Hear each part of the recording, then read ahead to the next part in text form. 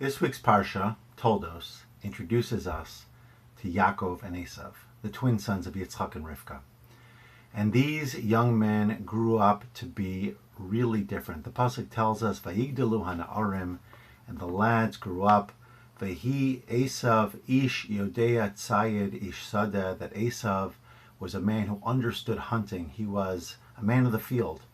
V'Yakov ish tam yoshev ahalim. And Yaakov was a, let's call it, simple man, a dweller of the tents. Very, very different. But the implication of Vayigdalu and Na'arim, that the lads grew up and then this distinction emerged, implies that as they were younger, they were similar, or they were viewed as being similar. And Rav Samson Raphael Hirsch, takes Yitzchak and Rivka, the parents of these two young boys, to task. And he says they each had the opportunity to serve Hashem in a very profound way.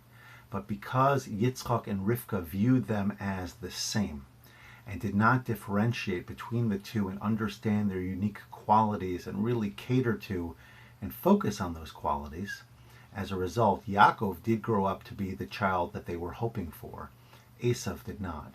Esau became a polar opposite, and in fact they became, I guess you would say, arch enemies.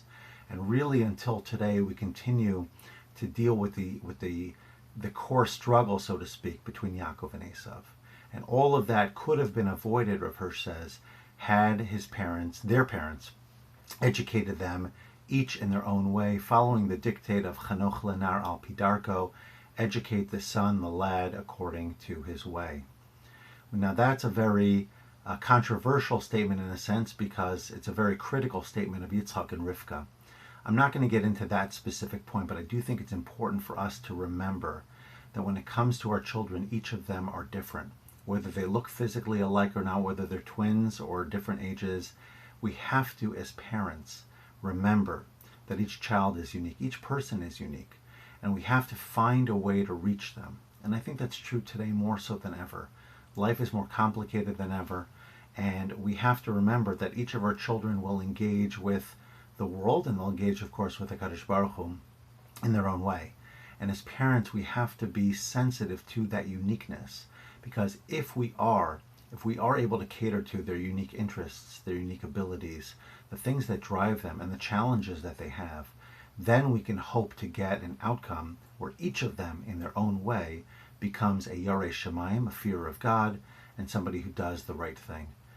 If, on the other hand, we try to make everybody be the same, then those who don't fit the mold, whatever that looks like, are going to rebel. They're going to resist. They're going to want to demonstrate independence in their own unique way. And unfortunately, that can create an Esau.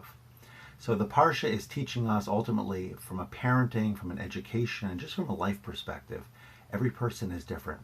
Celebrate uniqueness, celebrate differences, understand what drives each individual, find a way to connect with them and help elevate and inspire them. And if you do, you will get, or we will get, the outcome we all desire. Wishing you a wonderful Shabbos.